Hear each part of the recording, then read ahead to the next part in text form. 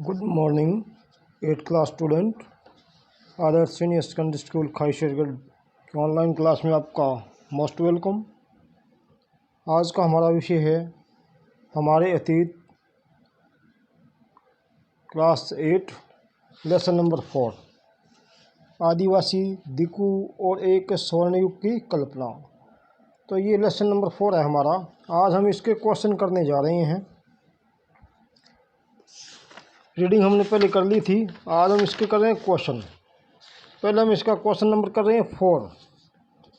औपनिवेशिक शासन के तहत आदिवासी मुखियाओं को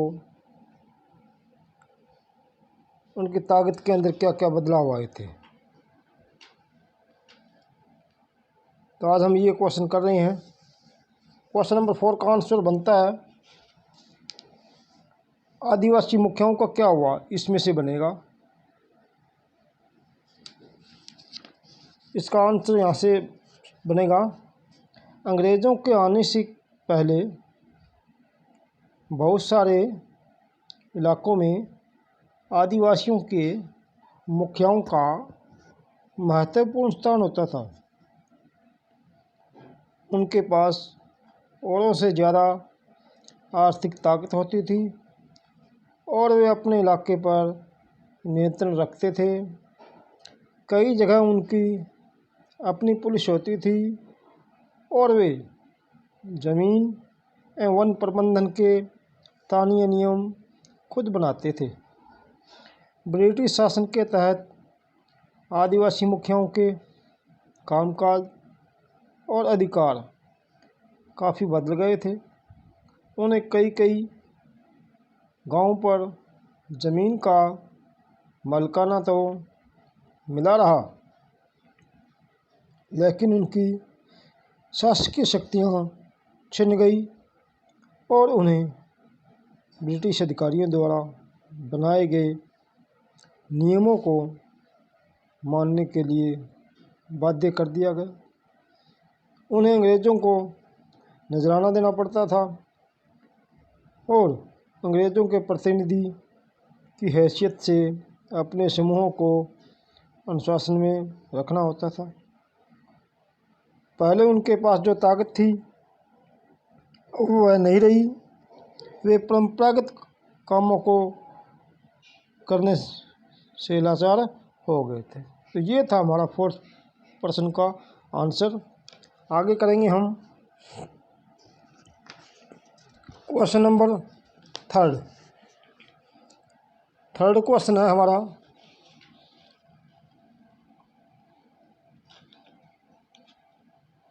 ब्रिटिश शासन में घुमंतू काश्तकारों के सामने क्या क्या समस्याएं थी।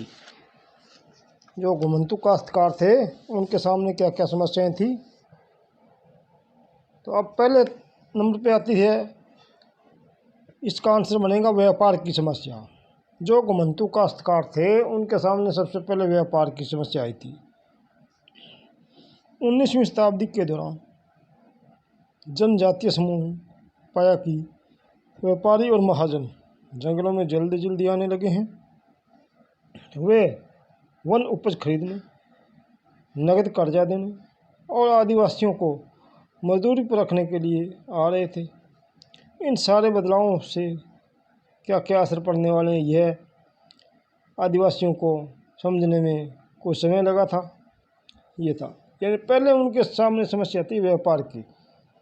पहले उनका व्यापार होता था उनके अंदर ही होता, आपस में होता था, लेकिन बाद में अंग्रेज़ों का जो आने के बाद जो व्यापार शुरू हुआ था ना, कि अंग्रेज़ उनसे सस्ती दामों पर चीज़ें लेते थे और उनको महंगी चीज़ों पर देते थे।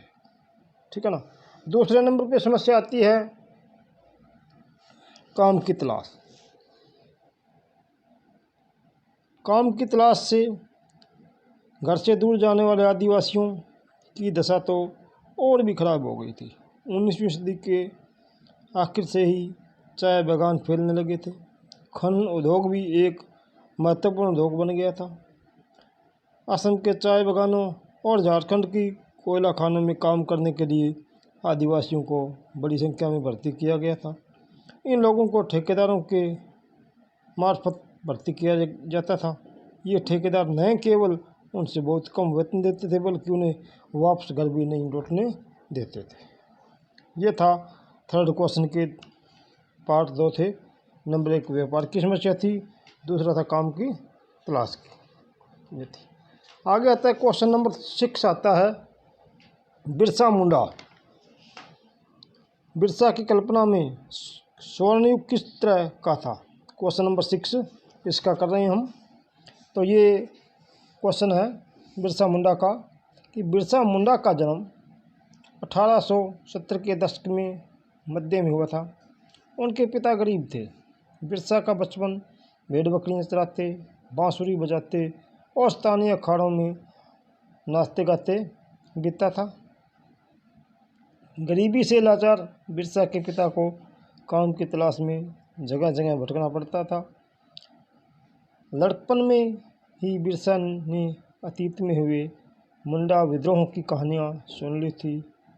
उन्होंने कई बार समुदाय के सरदारों मुखियाओं को विद्रोह का आह्वान करते देखा था। बिरसा के समुदाय के लोग ऐसे स्वर्णयुग की बात किया करते थे जब मुंडा लोग दीकों के उत्पीड़न से पूरी तरह आज़ाद थे। आगे है, जहाँ से मैंने निशान लगा रखा वहाँ तक करना है आपको। आगे मैं पढ़ता हूँ ना, वहाँ तक करना है। बिरसा स्थानीय मिशनरी स्कूल में जाने लगे, जहाँ उन्हें मिशनरियों के उपदेश सुनने का मौका मिला। वहाँ भी उन्होंने यही सुना कि मुंडा समुदाय स्वर्ण का साम्राज्य हासिल कर सकता है और अपने खोए हुए अधिकार वापस पा सकता है अगर वे अच्छे ईसाई बन जाएं और अपनी खराब आदतें छोड़ दें, तो ऐसा हो सकता है। बाद में बिरसा ने एक जाने माने वैष्णव धर्म प्रचारक के साथ कुछ समय बिताया। उन्होंने जनेऊ धारण किया और शुद्धता व दया पर जोर देने लगे। अपनी किशोरावस्था में बिरसा जिन विचारकों के संपर्क में आए, उनसे वह काफ़ी गहरे और तौर पर प्रभावित हुए थे। बिरसा का आंदोलन आदिवासी समाज को सुधारने का आंदोलन था। उन्होंने मुंडाओं से आह्वान किया कि वे शराब पीना छोड़ दें और गाँव को साफ रखें और डायन व जादू टोने में विश्वास न रखें। आगे आता है नीचे से, अंग्रेज़ों को बिरसा आंदोलन के राजनीतिक उद्देश्यों को बहुत ज़्यादा परेशानी थी। ये आंदोलन मिशनरियों, महाजनों, हिंदू भूस्वामियों और सरकार को बाहर निकालकर बिरसा के नेतृत्व में मुंडा राज स्थापित करना था। आगे है अगले पेज पे, जब आंदोलन फैलने लगा तो अंग्रेज़ों ने सख्त कार्रवाई का फैसला किया और 1895 में बिरसा को गिरफ्तार कर लिया और दंगे फसाद के आरोप में उसे 2 साल की सज़ा सुनाई थी। आगे है, सन 1900 में बिरसा की हैजे से मृत्यु हो गई और आंदोलन ठंडा पड़ गया। ये था हमारा बिरसा मुंडा का क्वेश्चन नंबर 6। इसका आंसर जहाँ तक बनता था उतना मैंने आपको बता दिया है। आपको इतना ही करना है। अगर आपके पास हेल्प बुक है तो आप हेल्प बुक में से ये प्रश्न कर सकते हो, और हेल्प बुक नहीं है तो जैसे मैंने आपको बताई है ना, वैसे आप इसके अंदर से कर सकते हो। आगे आता है क्वेश्चन नंबर 1, रेगिस्तान भरे। पहला है क भाग, अंग्रेजों ने आदिवासियों को के रूप में वर्णित किया था। घुमंतु आदिवासी, जो कुछ भी लिख सकते हैं इनके अंदर, घुमंतु के रूप में व्यक्त किया था, क्योंकि आदिवासी लोग क्या थे, घूमने फिरने वाले थे। ख भाग है, झूम खेती में बीज बोने के तरीके को खालिस्तान कहा जाता था, झूमिंग कहा जाता था, झूमिंग कृषि करते थे वो। ग भाग है, मध्य भारत में ब्रिटिश भूमि आंदोलन के अंतर्गत आदिवासी मुखियाओं को खालिस्तान स्वामित्व मिल गया, भूमि का स्वामित्व मिल गया। घ भाग, असम के खालिस्तान और बिहार की खालिस्तान काम करने वाले आदिवासी जाने लगे। पहले खालिस्तान के अंदर आएगा चाय बगानों और दूसरे खालिस्तान के अंदर कोयला खाना। आगे दूसरा क्वेश्चन है हमारा, सही गलत पर निशान लगाएं। क भाग है, झूम काश्तकार ज़मीन की जुताई करने और बीज रोपते थे, ये हमारा सही होगा। ख भाग, व्यापारी संस्थानों से क्रीमी कोस्ट खरीद कर उन्हें 5 गुना ज़्यादा कीमत पर बेचते थे, ये भी हमारा सही है। ग भाग है, बिरसा ने अपने अनुयायियों से आह्वान किया कि वे शुद्धिकरण करें शराब पीना छोड़ दें, डायन जादू टोनों जैसे प्रथा में विश्वास न करें। ये भी हमारा बिल्कुल सही है। घ भाग है, अंग्रेज आदिवासियों को जीवन पद्धति से बचाना चाहते थे, यानी अंग्रेज आदिवासियों की जीवन पद्धति को बचाना चाहते थे, ये गलत है। अंग्रेज तो उनका उत्पीड़न करना चाहते थे। ये थे हमारे क्वेश्चन, ये आपको नोटबुक पर लिखने और याद करने हैं। धन्यवाद।